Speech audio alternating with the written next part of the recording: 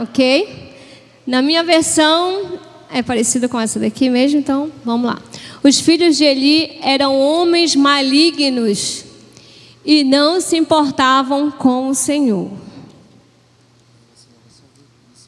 Agora na minha versão está assim: era, porém, os filhos de Eli, filhos de Belial, e não se importavam com o Senhor. Amém. Jesus, você pode sentar, meu amado. Glória a Deus. Amados, todos vocês já ouviram falar de Eli, né? Um homem de Deus, um homem que fez muitas coisas pelo povo de Israel. Eli era o sacerdote do Senhor. Ele era o sacerdote, o sumo sacerdote, que tomava conta das coisas do Senhor no período, né, que Israel não tinha reis até então, tá? E aí, os filhos de Eli, né, eram dois indivíduos, tá? Que daqui a pouquinho a Sandra fala, não é porque se eu falar eu vou gaguejar. É que eu já me conheço, tá, gente? E aí, meus amados, Eli era sumo sacerdote e juiz. Diga assim para a pessoa que está ao seu lado: Eli era sumo sacerdote e juiz. E aí você imagina a mente de um cara que, além de ser sumo sacerdote, era o juiz de uma nação que vou te contar, viu? A nação de Israel, gente. Para o cara governar ela, tinha que ter jogo de cintura. Já pensou uma nação que reclamava porque tinha pão doce demais? Só pão doce, meu. Uma nação que quando tinha carne, reclamava carne. Uma nação queixosa, murmurenta. Uma nação que vivia pecando, vivia desagradando ao Senhor. Você imagina o trabalho desse juiz agora. Todos os dias, tinham centenas de situações para esse juiz resolver. Mais de 1 milhão de pessoas diariamente. Você imagina lá, desse 1 milhão de pessoas, várias famílias se queixando de uma da outra, falando e tudo mais, e o juiz tinha que fazer esse papel de julgar as causas. Não, olha, você tem que devolver isso para o seu vizinho, porque não está certo, porque lá na lei de Moisés fala que quando alguém é isso, alguém é aquilo e tudo mais e tal e tudo mais. E esse juiz, que também é sumo sacerdote, a gente não pode deixar de esquecer isso, tá, gente? Que ele era juiz e sumo sacerdote, tá? Ele tinha muitas obrigações, só que ele também tinha uma família, e também era casado.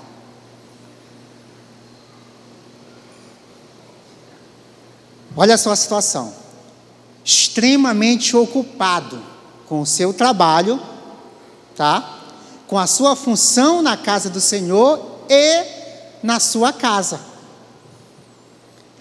Então a cabeça de Eli, gente, só Deus para entender. Só Deus para entender. Só que aí Deus tinha chamado ele para o ministério, tinha chamado ele para ser juiz e tinha dado uma família para ele.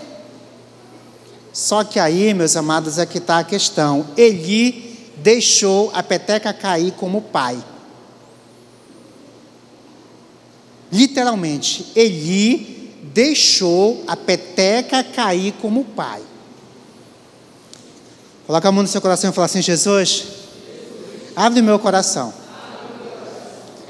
Porque, amados, o que nós vamos falar aqui atinge 99% das igrejas cristãs hoje.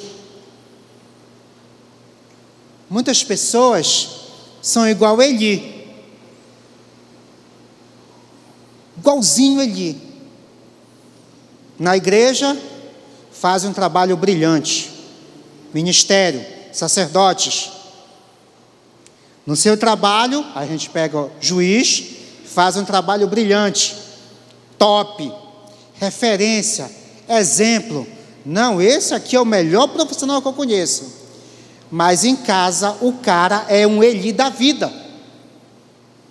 Deixou a peteca cair. Estão entendendo? Eu digo amém. Eli não ensinou os seus filhos a ter disciplina. E na versão que a Sandra, a mulher mais linda do mundo, leu, diz que eles eram filhos de Belial. A expressão filhos de Belial, gente, é alguém inútil, desprezível. Belial, nesse sentido aqui, não é um demônio. Uma vez eu ministrei aqui que as pessoas eram conhecidas pelo nome, né? As pessoas são conhecidas pelo nome, principalmente na Bíblia. Fulano, Davi, que era filho de Jessé, que era filho... Então, nós somos conhecidos porque os nossos pais são. E aí, não fala aqui assim, fala assim, filhos de Belial e acabou. Por quê? Porque essa expressão já dizia, o cara que era filho de Belial, ele era inútil, imprestável. E aí, nas versões mais atualizadas, falam realmente ao pé da letra. Filho de Belial eram pessoas que não temiam a Deus, não respeitavam as coisas do Senhor. E este eram o padrão dos filhos de Eli. 2 indivíduos que não respeitavam em nada a casa do Senhor e se utilizavam do título de serem filhos do sumo sacerdote, porque filhos do sumo sacerdote seriam sacerdotes, passados de pai para filho desde Arão. Então eles chegavam num ambiente e falavam assim, olha, tu me respeita que eu sou filho de Eli, tá? Então eu posso fazer o que quiser. Eram pessoas pervertidas, foram criados sem disciplinas. A criação sem disciplina forma pessoas inúteis, imprestáveis e odiadas. Estão entendendo? Digo amém. Assim eram vistos os filhos de Eli, pessoas inúteis, imprestáveis e odiados. Por quê? Porque eles corrompiam o sacrifício que o povo trazia. As atitudes dos filhos de Eli faziam com que aqueles israelitas que ainda tinham um certo temor pelo Senhor se afastassem do Senhor, porque eles falavam assim, não, eu não vou levar meu sacrifício hoje porque é os 2 que estão lá e eu sei que eles não vão entregar porque eles profanam. Por que eles profanavam? Porque eles não foram criados com disciplina. A Bíblia fala que Eli ouvia as queixas e fazia ouvido de mercador, não pegava os 2 desde pequeno e falava, olha, está errado aqui, está errado ali, pá, dava umas palmadas.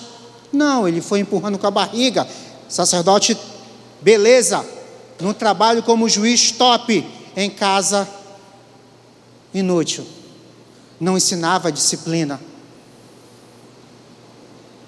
Pessoas que crescem sem disciplinas, elas se tornam pessoas com caráter ruim, mau caráter.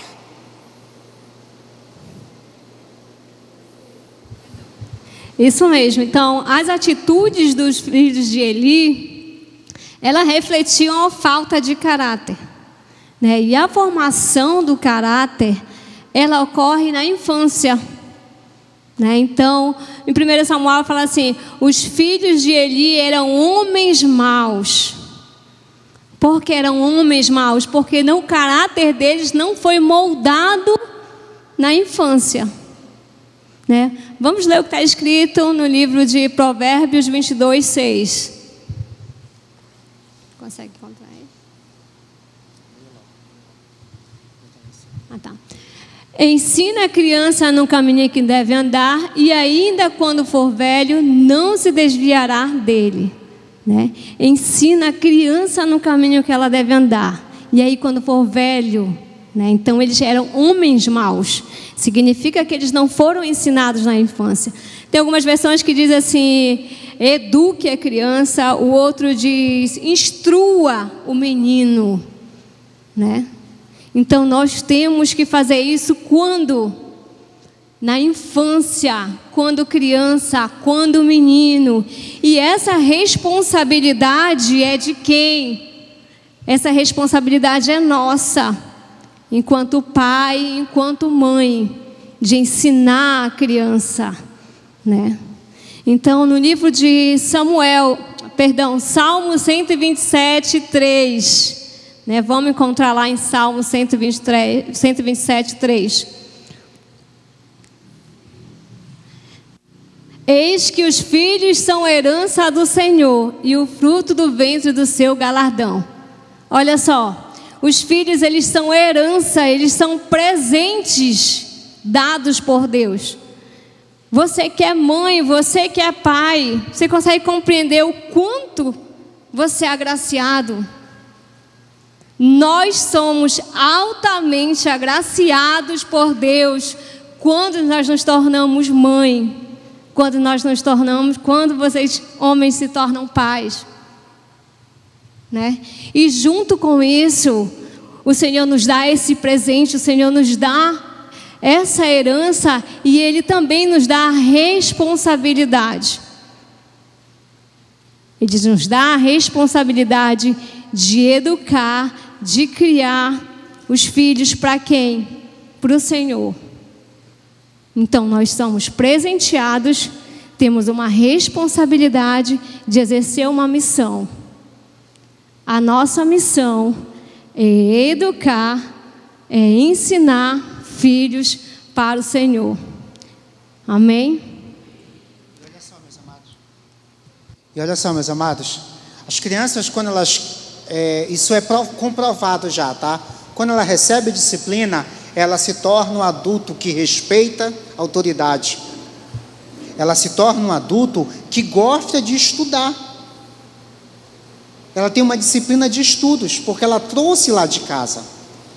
Alguns professores estão aí, nós somos professores e, gente, é visível. O menino, ele pode até não querer estudar, mas quando ele tem disciplina em casa, ele fala assim, não, eu tenho que fazer minha atividade. É visível isso. Quando a gente manda chamar pai de aluno na secretaria, tu percebe que os meninos que têm disciplina em casa, eles dão o mínimo trabalho para a gente.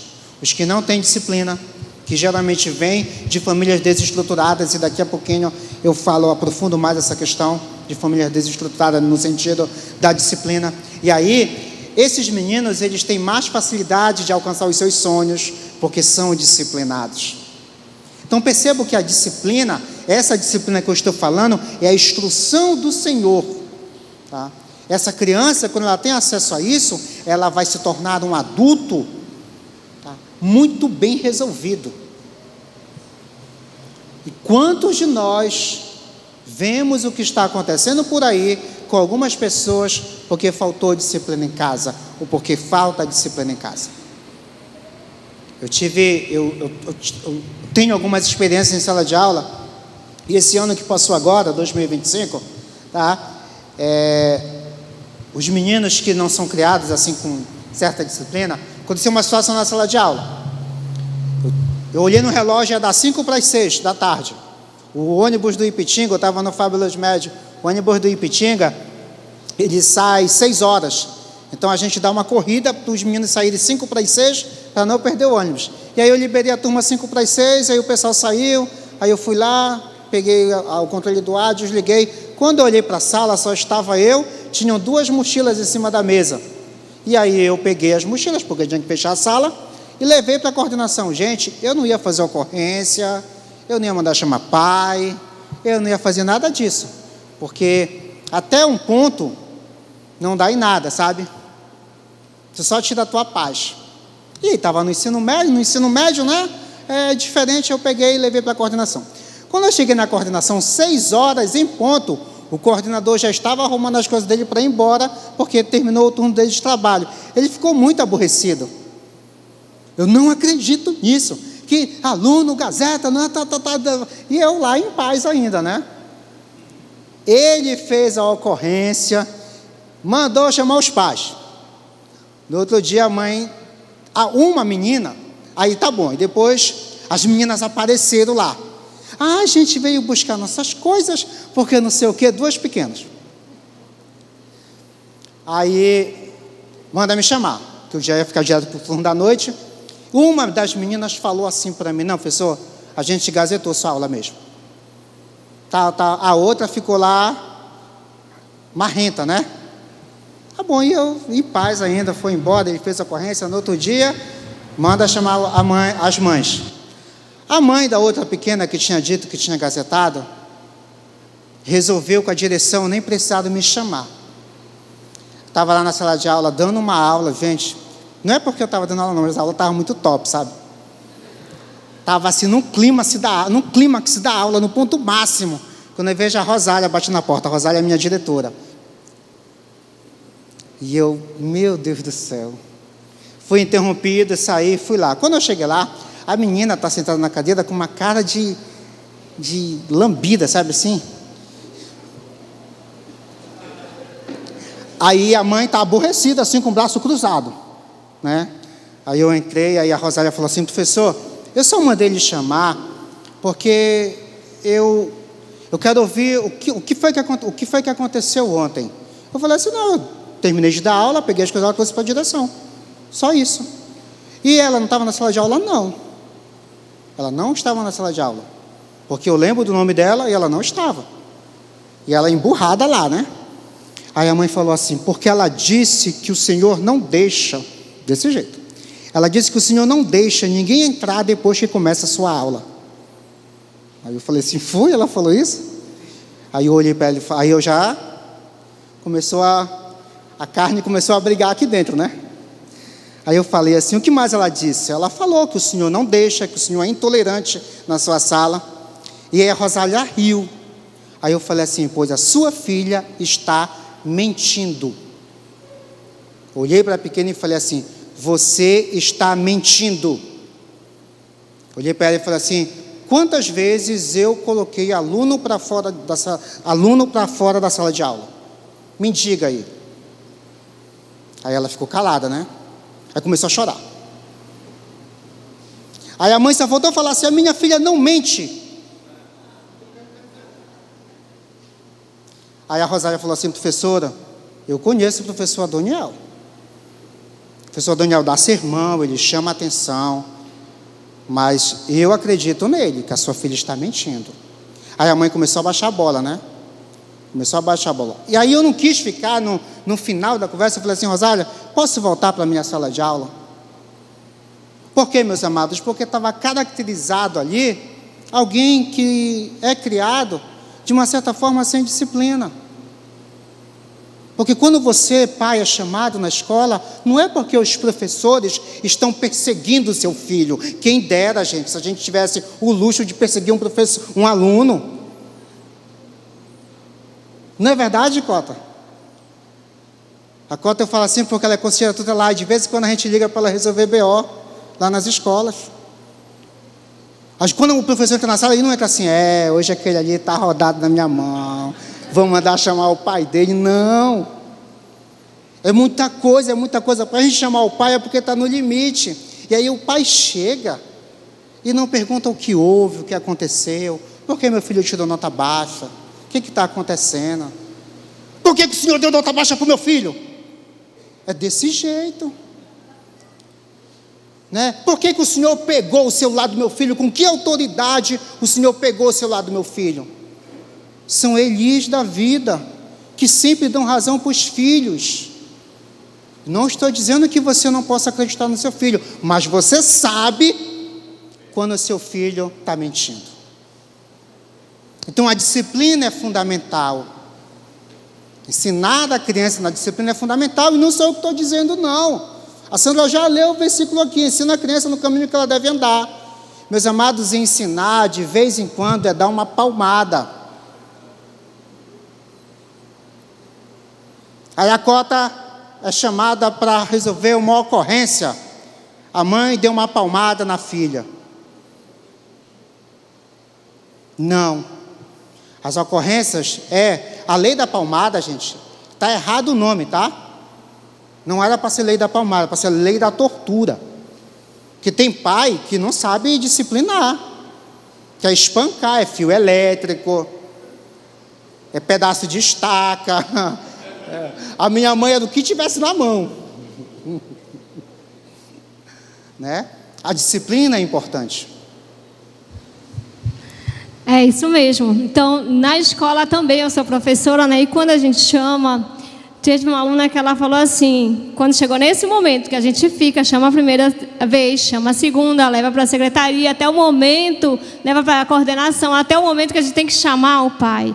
E ela disse assim, falei assim, eu vou ter que informar a direção, vamos ter que chamar o seu pai. Ela falou assim, pode chamar, não dá em nada, né? Não dá em nada não. Por quê? Porque já perdeu o respeito. E às vezes o problema do filho é o que está faltando dentro da nossa casa. O problema da criança é o que falta em casa. Falta correção, falta afeto, falta conexão do pai com o filho. Falta o pai notar que dentro de casa existe uma criança, uma pessoa que depende da correção, que depende da disciplina, que depende do afeto dele. Então a indisciplina ela é um reflexo da falta de afeto, né? Da falta desse acompanhamento do pai. Falta o pai conhecer esse filho. Às vezes ele nem conhece, né? E ele esquece. Eu sempre volto mais para a infância, né? Ele sempre esquece de... Na verdade, ele nem sabe, muitas vezes nem se atenta para que essa criança é um ser humano. E o ser humano, ele é criado, ele é formado de quê? De corpo, alma e espírito. Deus nos fez corpo, alma e espírito. Mas às vezes os pais não conseguem olhar para a criança e perceber. Ei, ele é uma pessoa, ele é gente. Ele tem corpo, ele tem alma, ele tem espírito. E o que acontece? Cuida do corpo, arrumadinho, leva para o médico. Às vezes cuida do espírito, traz para a igreja, faz a leitura e esquece que essa criança ela tem uma alma. Onde estão os sentimentos, onde estão os pensamentos da criança? É aí que está. Então se atentem. As crianças, elas têm sentimentos. Elas têm pensamentos. Você precisa dar atenção. Você precisa ouvir. Você precisa acompanhar. Você precisa saber o que essa criança está sentindo. Não ignorar. Muitas vezes a gente só fala, para de chorar. Não sabe por que ela está chorando. Engole, vai passar. Não liga. Tu não para ouvir. Né? E a gente esquece que ela sente dor, que ela sente medo, que ela sente tristeza e que ela não consegue lidar com isso, muitas vezes. A criança ela é muito mais emocional do que racional, por conta do desenvolvimento cerebral, né? Uma criança de 0 a 2 anos, ela é 100% emocional. Eu acho que é o lado esquerdo, né, Riane? O lado direito do cérebro, que ele é 100% emotivo, emocional. O lado direito, ele já é mais responsável pelas questões mais racionais. Então, ele ainda está em desenvolvimento, ele não tem ainda esse equilíbrio emocional, né? E aí, nós somos o equilíbrio dele. Nós que temos que estar atentos, né?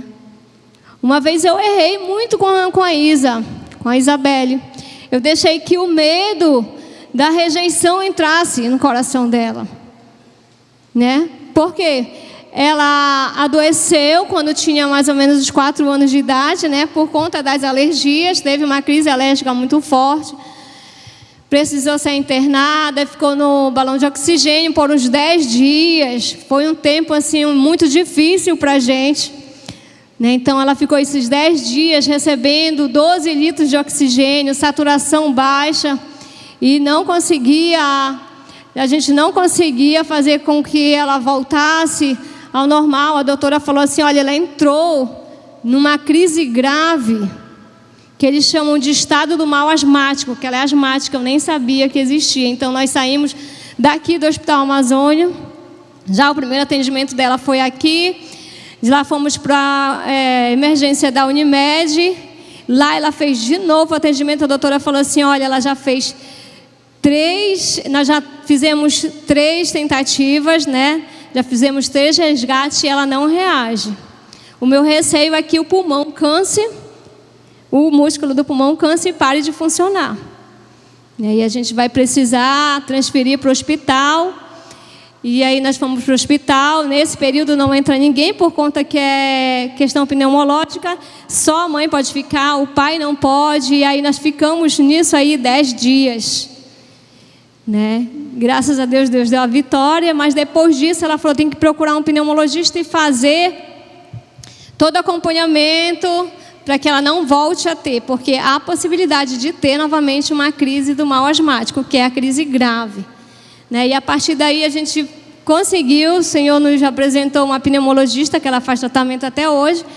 E aí a doutora deu algumas orientações do controle ambiental que a gente precisa fazer. Então houve uma mudança geral em casa. Então a gente precisa, mudou tudo, né, Daniel? Né? Mudou, tirar a vassoura, tirar a cortina, tirar tudo. Então nós fizemos esse controle ambiental e controle alimentar. E ela acompanhando tudo. E ela acompanhando, não pode isso, não pode aquilo, vem pra cá, entra, não pega sereno, entra. Não, isso não dá para você comer, você tem que comer só isso. Você não, ixi, muita coisa. E aí, foi ano passado, a gente fazendo devocional, que a gente tem o costume de fazer, e nesse devocional dela, falava assim, não tenha medo. E aí, a pergunta inicial era, você já sentiu medo? Você tem medo de alguma coisa? E ela falou assim, eu tenho medo de ir para a escola. Falei, você tem medo de ir para a escola? Por que você trocou de escola? Ela saiu da creche e foi para o primeiro ano, mudou de escola. Por que você ficou com medo na escola nova, né, os novos coleguinhas? Ela falou assim, não, eu tenho medo que eles não gostem de mim. Falei, por quê? Porque eu sou diferente. Falei, você é diferente? Você não é diferente. Eu sou sim. Eu sou intolerante à lactose. Eu não posso comer um monte de coisa, né? Então eu fiquei com muito medo de que eles não gostassem ou não se relacionassem comigo, né? E aí na hora a ficha caiu, fui eu a culpada. Eu não me importei com isso. Eu fazendo tudo, né, colocando ela dentro daquela bolha, achando que eu estava protegendo ela, né, eu estava cuidando da saúde, eu tinha esquecido do emocional dela, né, e aí eu fui trabalhando, pedi perdão para Deus, né, e aí eu fui me consertando com ela, e fui liberando, hoje eu já não sou tanto, né, eu já tenho esse cuidado com ela, mas assim, me atentou, foi um estalo, entendeu, e às vezes a gente exagera com os nossos filhos. Exagera, esquece que eles têm emoção. E a gente precisa lidar. Ou do outro lado você ignora. Ou por outro lado você ignora. Como falei no início. Se ele está chorando, você não procura saber. Você só dispara de chorar. Né? Ou se há um desentendimento entre irmãos, você não para ouvir. Você nem tem paciência muitas vezes. Você já sai batendo, gritando, né? Xingando e muitas vezes até liberando palavras de maldição sobre o teu filho, né? E aí tu acaba se estressando mais e ficando mais desequilibrado ainda que a criança. Bate, fica irado, e aí quando vê já fez a besteira, né? Então muitas vezes, gente, o equilíbrio que a criança precisa, porque ela não é racional ainda, ela é muito emotiva, está na gente, somos nós e nós falhamos muitas vezes. Esse desequilíbrio emocional que nós muitas vezes temos diante de algumas situações, meus amados, eles interferem diretamente na vida adulta da criança. Na Bíblia nós temos exemplos de desequilíbrio emocional. Por exemplo, Noé. Noé é um homem de Deus. Cara top dos tops, né? Teve um desequilíbrio emocional. Quando? Quando falaram para ele que o filho Cã tinha visto ele nu e foi zombar. O que era para Noé ter feito? Não era para fazer isso aqui, olha. 1, 2, 3, 4, 5, 6, 7. Cã, vem cá. Que palhaçada é essa? Que palhaçada é essa que tu fizeste comigo, Cã? Tu não está vendo que tu me desrespeitou? E olha, estava resolvido. Noé, a Bíblia fala assim mesmo, irai-vos, mas não pequeis.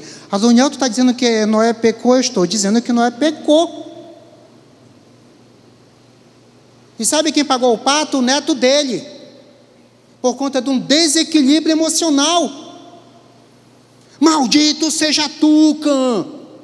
Cara, ele amaldiçoou uma geração inteira. Desequilíbrio emocional. Sabe, ele poderia ter respirado.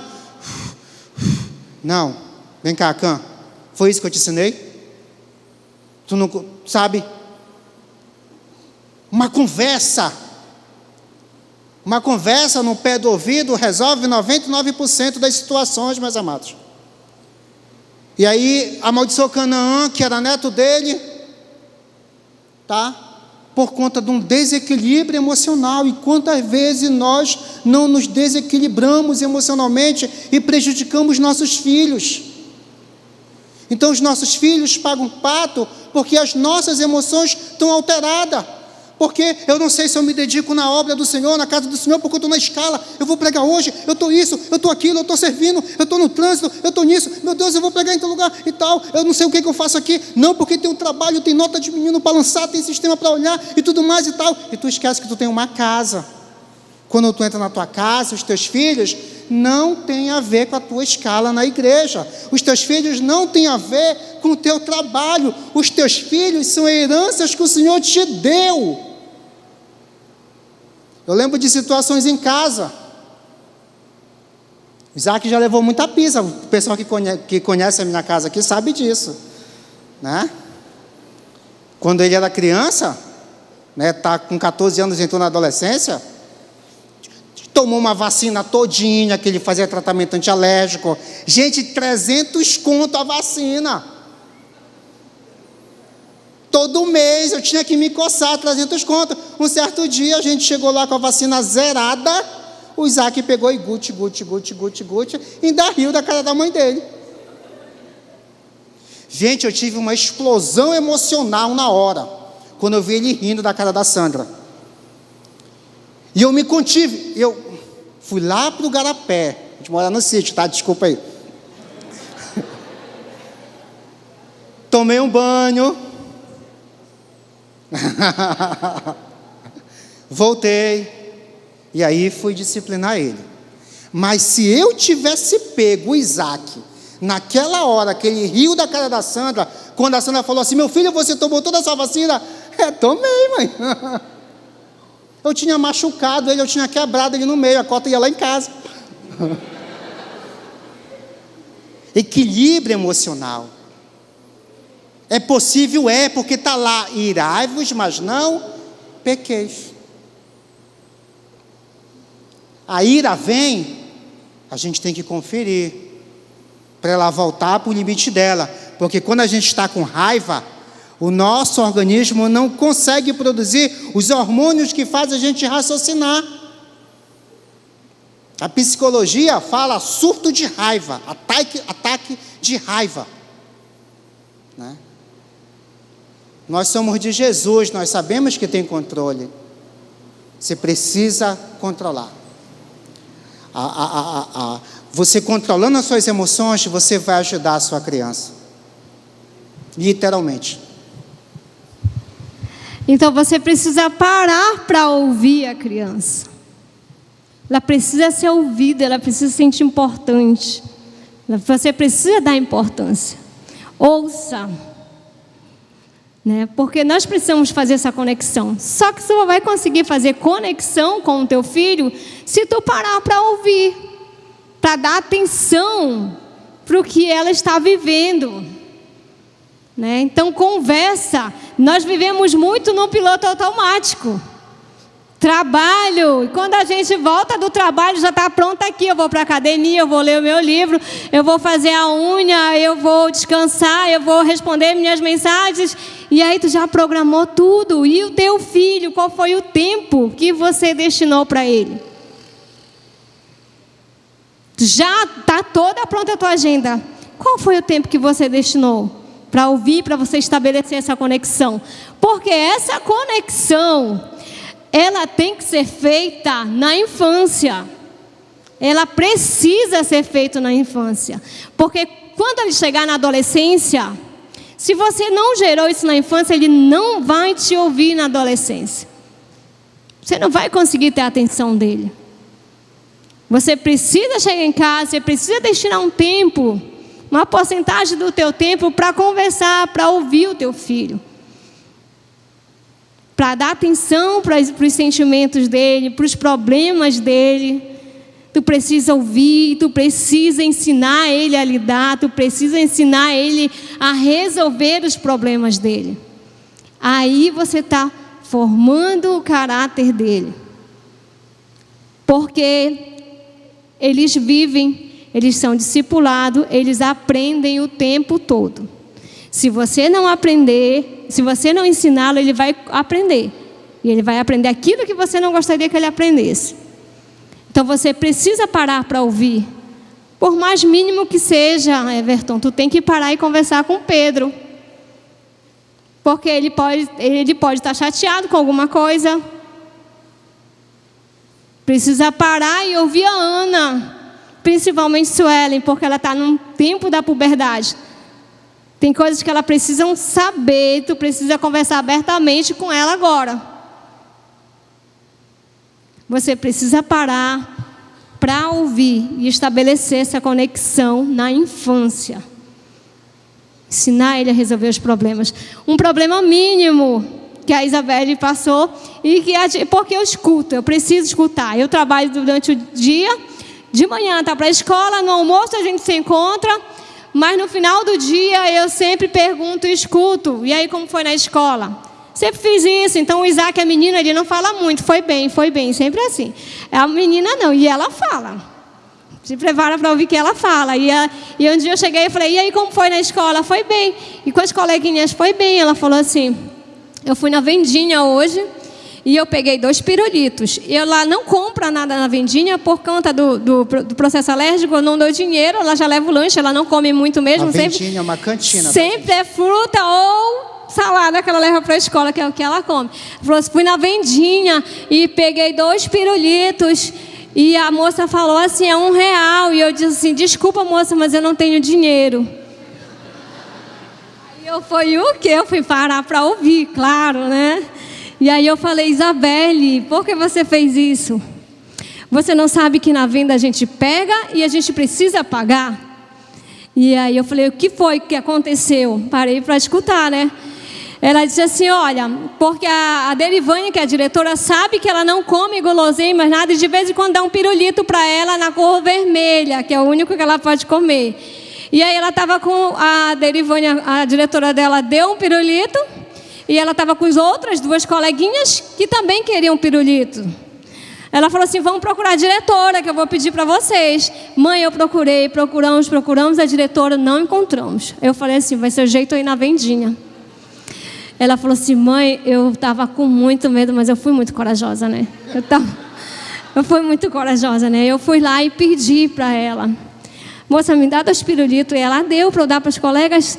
E ela falou assim, é R$1. E eu falei assim, desculpa, moça, mas eu não tenho dinheiro. Foi corajosa mesmo, né? E eu falei, e aí o que é que ela falou? Ela falou assim, amanhã você traz. Aí eu falei, agora tu vai ter que resolver. Eu dei R$1 para ela e falei assim, amanhã você vai lá na vendinha e pague. Ah, mãe, eu estou com vergonha. Não, você vai resolver esse problema, né? Foi você que causou, você vai resolver. E eu dei R$1 para ela, no outro dia, ela foi lá e pagou. Entendeu? Parece simples, mas você precisava ouvir, porque se fosse a astutícia dela, aí ia ficar por isso. Depois ela ia pedir.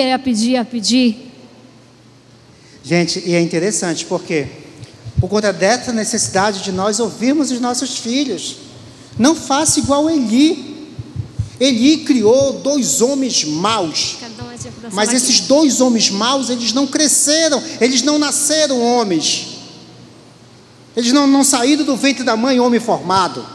Não, eles nasceram bebês. Teve a fase das emoções. E o pai, preocupado com a obra do Senhor, preocupado com o seu trabalho de juiz, não deu a atenção necessária. E se tornaram 2 homens maus. Não queira que os teus filhos sejam chamados de filhos de Beliel. A nossa sociedade seria diferente se nós nos preocupássemos mais com as nossas famílias. E a gente para debater sobre Bolsonaro, sobre Lula. A gente perde horas nas redes sociais falando. E o nosso filho está lá dentro de casa clamando por uma atenção. Eu lembro quando eu comecei a dar aula à noite, gente, eu saía quebrado da escola. Eu não quero que vocês olhem para a gente, porque são perfeitos. Não, a misericórdia do Senhor prevalece. E eu chegava em casa, meus amados, eu estava muito cansado. A estrada buraquenta, de moto, 10h30 da noite, eu chegava em casa. Quando eu via a luz do quarto ligada, eu contava: Deus, me renova minhas forças. O Isaac estava bem na porta, ele tinha uns 4 anos. Ele estava com o tabuleiro de Beyblade dele, e ele olhava para mim e falava assim: agora o Senhor vai enfrentar. Eu pegava o meu cansaço, dobrava aqui, colocava no meu bolso: vamos ver se tu vai me ganhar. E a gente passava ali meia hora jogando Beyblade, e o Isaac fazendo as graças dele para cá, a graça dele para lá. Sabe por quê? Porque o Isaac, ele é meu presente. O Josué é meu presente. As Isabélias são meus presentes. E eu não posso desprezar isso, porque eu vou estar sendo um Eli da vida. Eu vou criar crianças que vão crescer e vão se tornar pessoas mais. A Bíblia fala: inútil e desprezível, abomináveis aos olhos do Senhor. Eu não quero que Deus olhe para os meus filhos e fale assim: vocês são abomináveis aos meus olhos. Porque se Deus falar isso dos meus filhos, significa dizer que eu falhei como pai. Então percebam a importância que é a nossa família, a nossa casa, de você blindar. Você se programou para fazer uma coisa esse final de semana com a sua família, aí surgiu alguma coisa e você fala assim: vou deixar de lado a minha família. Não faça isso, você está pecando. Vá lá, faça pela tua casa, pela tua família, porque as nossas crianças, elas são emocionais, e a gente precisa estar dentro dessas emoções, porque quando eles olharem para a gente, eles vão olhar e vão falar assim: o meu pai, a minha mãe, são os melhores do mundo. Aí você fala assim: Sandra, Doniel, eu tenho falhado como pai, tenho falhado como mãe. Eu não dei atenção na infância. Meu filho está crescendo, ele já está entrando na adolescência, ele não está mais me obedecendo, ele não consegue mais olhar para mim e ver eu como referencial. E agora é a misericórdia do Senhor. A família de Davi falhou com ele. A família de Davi, o rei, segundo o coração de Deus. Não sou eu que digo isso, tá, gente? É a Bíblia. Se você não concorda com isso, o problema é teu. Mas a Bíblia que eu leio fala isso: que Davi era um rei e um homem segundo o coração de Deus. Mas Davi era adúltero. Ele com Deus que se resolvam para lá. A família de Davi falhou com ele. Gente, Jessé esqueceu de Davi.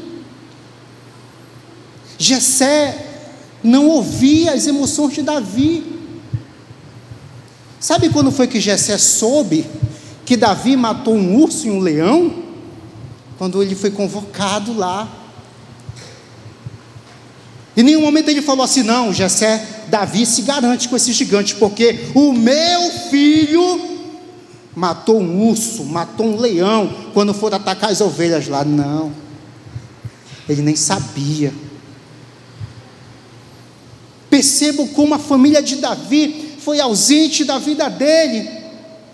Davi cresceu, e ele estava lá no fundo da caverna de Adulão. E aquele momento ali foi um divisor de águas na vida de Davi. Porque a misericórdia do Senhor prevaleceu. E amados, se a família de Davi não tivesse ido lá para a caverna de Adulão, lá no fundo da caverna, aonde Davi compôs vários salmos, se a família de Davi não tivesse ido lá, talvez Davi não teria dado certo como rei. E a Bíblia está lá, ela fala assim mesmo: a família de Davi, a casa de Jessé, foi ter com ele lá na caverna. E aquele momento, meus amados, eu imagino a família reunida ali com Davi, os irmãos de Davi, que tinham menosprezado ele, reunido em torno dele, e falando assim: não, Davi, o profeta Samuel foi lá em casa e te ungiu como rei, sai do fundo dessa caverna. Jessé pedindo perdão para Davi. E a Bíblia fala que foi lá no fundo daquela caverna que as pessoas mal-humoradas, amarguradas de espírito. Amarguradas de espírito significa pessoas em estado terminal. Amargurados de espírito, que foram até com Davi, estavam em estado terminal. Em estado terminal o quê? Em estado terminal emocional. Não tinha mais sangue, não tinha mais jeito. Eram o que a sociedade desprezava, descartava. E Davi lá, no fundo daquela caverna, com a família dele. Aí, a misericórdia do Senhor prevaleceu. Quando Davi saiu da caverna, meus amados, saiu um novo homem. E aí eu quero dizer para você agora, você que tem falhado com seus filhos, você que não é mais a referência de pai, porque agora eles querem ouvir o colega da rua, você que não é mais a referência de mãe, porque agora ela prefere ouvir a coleguinha da escola, peça perdão para Jesus, e peça perdão para Ele. E você, filho que está aqui, saiba que o seu pai te ama, porque se Jessé não amasse Davi, ele não ia lá com ele. Quantos estão entendendo? Digam amém. E aí, a Sandra falou um ponto espiritual: trazer o filho só para a igreja não basta. Por que não basta, Daniel? Porque coloca na ponta do lápis. Semana tem 7 dias, cada dia tem 24 horas. Os caras bons de matemática vão fazendo aí. Sabe quantas horas tem a semana? Muitas horas, né? Sabe quanto tempo teu filho passa ali naquela salinha, no culto Kids? 2 horas. Se você vem na quarta e no domingo, ele passa 4 horas de tempo. Como é que a rede Kids da igreja vai conseguir educar o teu filho, orar? Ele vai ter muitas experiências lá, experiências tops. Mas a oração, leitura da palavra, interceder por outros, ele vai aprender contigo. Eu lembro da Gleice, quando ela veio falar aqui, que o Arthur disse para ela assim: mas a senhora não lê a Bíblia? Não foi isso, Gleice? Porque ela não lia com ele, ela não chamava: meu filho, vem cá, bora ler a Bíblia aqui. Ele, sabe, é em casa que nós temos que ensinar isso. O seu filho tem que aprender a fazer jejum, não porque as tias da salinha é colocado para fazer jejum, as tutoras da salinha é colocado para fazer jejum, mas porque você conversou com ele sobre um jejum, você falou o objetivo do jejum, você falou os objetivos, ele viu você orar, ele se acordou de madrugada com o som da música de você orando, ele vê que você faz o seu prato de comida, coloca na sua frente e você espera para orar todo mundo, e você vai construindo hábitos saudáveis nele, e aí você vai construir pessoas, você vai construir cidadãos que vão se tornar adultos e não vão ser chamados de filhos de Belial, como foram os filhos de Eli.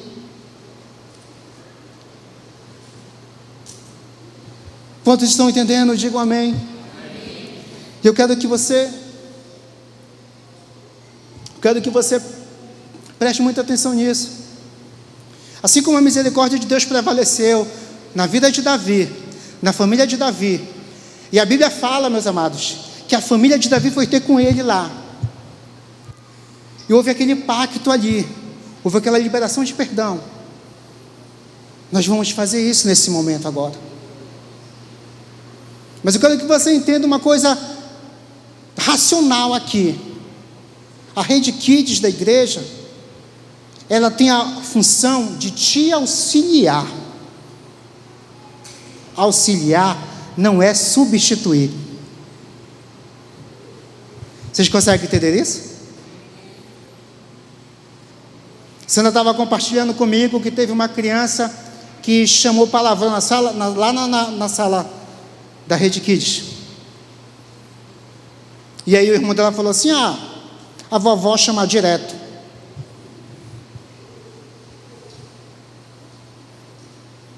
Eu quero que meu pai seja lá em casa. Eu já falei isso para vocês. Eu quero que meu pai seja lá em casa igual ele é na igreja. Gente, isso foi no meu coração. Eu já falei isso para a igreja.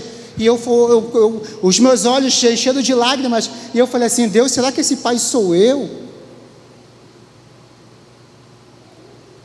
E aí pergunta. Eu não.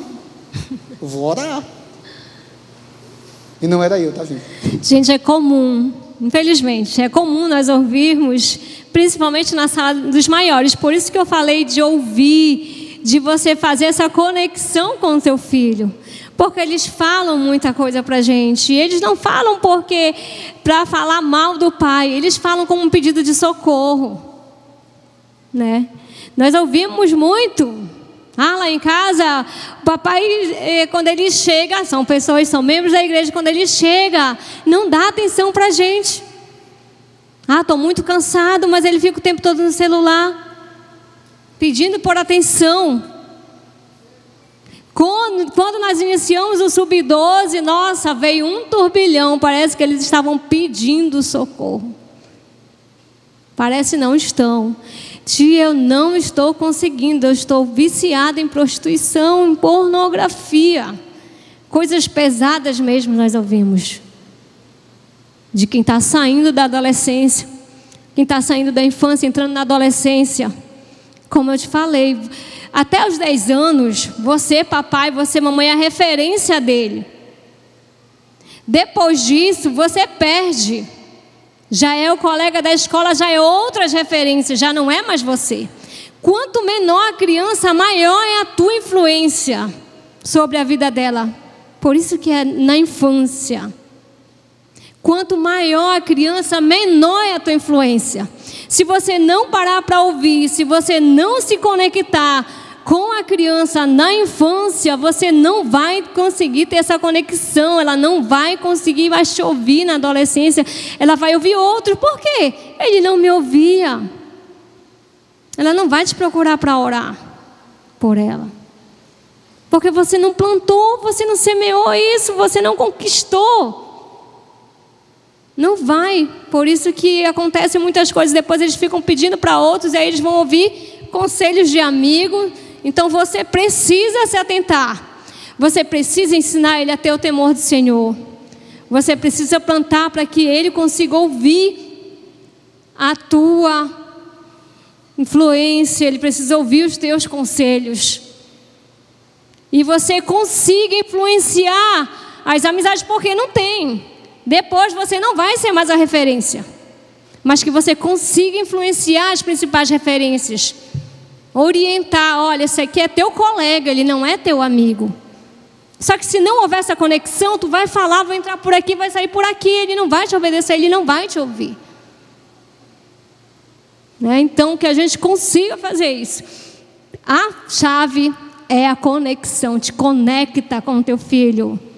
Você tem tempo para sair, para fazer discipulado, para visitar um, para visitar outro, para visitar o irmão, e você não tem tempo para te conectar com quem está dentro da tua própria casa, com os teus filhos, muitas vezes. Ocupamos o nosso tempo com muitas outras coisas e não ocupamos com aquilo que é essencial. Nós precisamos estar atentos na formação do caráter dos nossos filhos. Eles têm corpo, eles têm alma, eles têm espírito. A responsabilidade nessa missão é minha enquanto mãe. É nossa enquanto pais. A gente quer convidar a igreja a ficar de pé agora.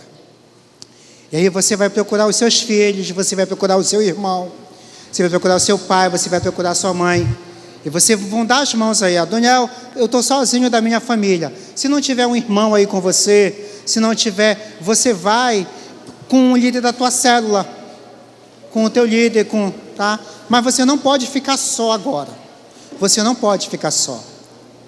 E eu não quero que você olhe para os lados agora, que você pense que tem várias famílias aqui. Não. Pensa só na tua casa, tá? Isaac, Isabelle, venham para cá. Josué. Isaac, Isabelle, Josué. Procura o teu esposo, os teus filhos, procura um irmão teu. Se você não tiver ninguém da tua casa, aqui da tua família, vai com o líder da tua célula e fica lá com ele. Esse momento aqui, nós vamos chamar ele de caverna de Adulão. Eu quero que você se desconecte agora. Pais, olha para o teu filho. Filho, olha para o seu pai. Irmão, olha para o seu irmão. Líder de célula, olha para o teu liderado. E pede perdão para ele. Pede perdão por todas as vezes que você não ouviu essa criança gritando do teu lado.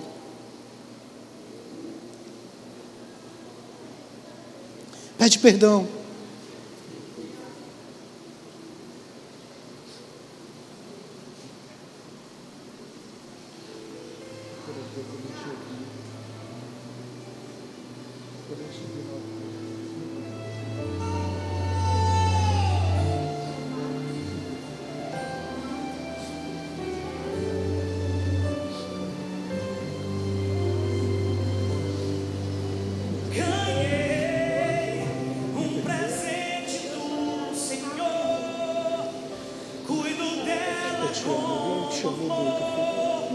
Minha família, meu tesouro.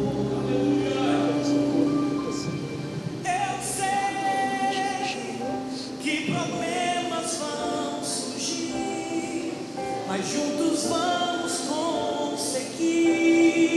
Estamos firmados no amor.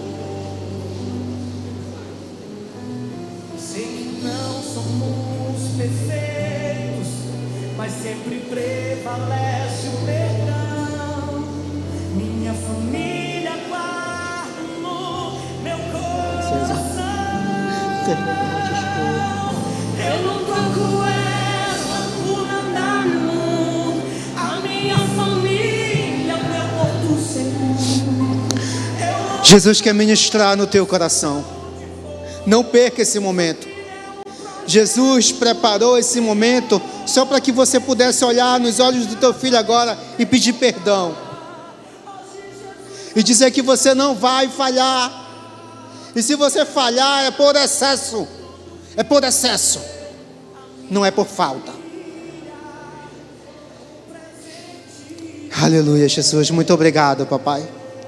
Obrigado porque o Senhor tem ministrado em nossos corações, Pai. Nos ensina, nos dá sabedoria, Pai amado, para enfrentar as lutas diárias, Senhor Deus, sem abrir mão da nossa casa, entendendo que a nossa casa, Pai amado, não é a nossa primeira igreja. A nossa casa é a nossa igreja, Senhor. A nossa casa é o nosso maior ministério, Pai. Por isso, Senhor, nos dá sabedoria. Nos dá sabedoria para criar essas crianças, Senhor, para que elas venham crescer e se tornar adultos valorosos, Senhor, importantes, Senhor Deus, que contribuam para a sociedade, Pai amado. Não deixa, Pai amado, com que as ideologias desse mundo imundo, Pai amado, venham interferir e venham atrapalhar na criação dos nossos filhos, Pai amado.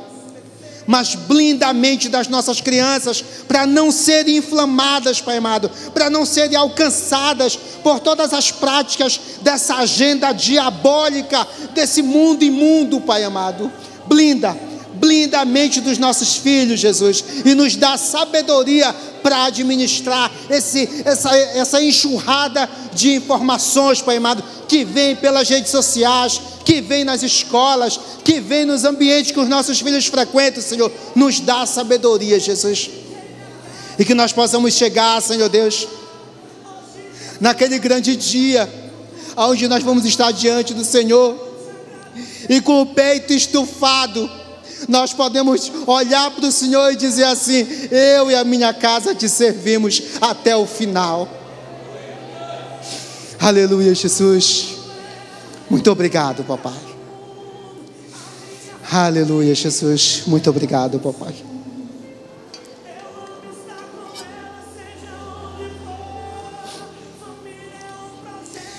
Aleluia, Jesus. Glória a Deus. Amém. Aleluia, Jesus. Esse aqui é o Josué, tá, gente? Meu filho mais velho, tem 16 anos. Costumo dizer que ele é filho do meu primeiro casamento. Aí as pessoas acham graça assim, né? Na verdade, ele é filho da minha irmã. E Deus me deu ele há 2 anos atrás, quando meu pai faleceu. Então, quando eu falo do meu primeiro casamento, é porque era a casa do meu pai e da minha mãe, onde eu ajudava a sustentar lá, né? E aí, quando o papai faleceu, eu trouxe o Josué para morar comigo, porque o meu pai era a referência que ele tinha. E hoje, nós somos muito abençoados com ele, tá? Amém? Isso aqui é a Isabelle, a nossa princesa, tá? Nossa princesa de Jesus. E esse aqui é o Isaac. Tá bom?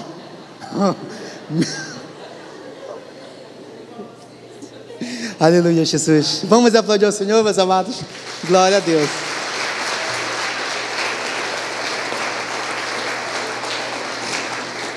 Meus amados, eu me sinto muito agraciado por Deus. Eu falo assim, Deus, tu me ama muito mesmo.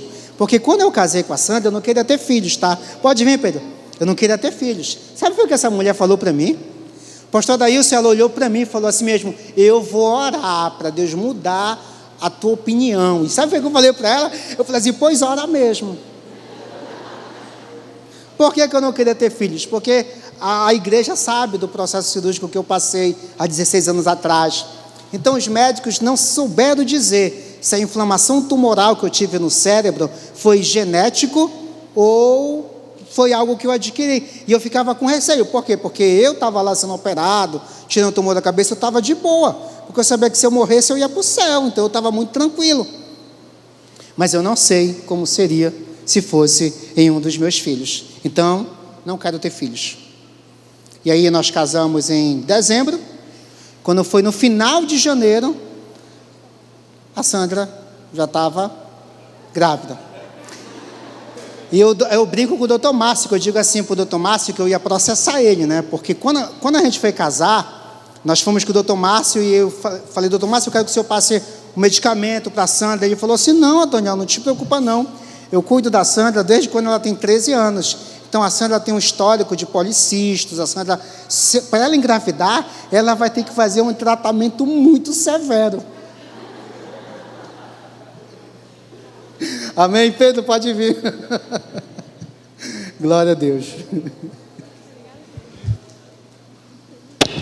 Ei, glória a Deus. Você pode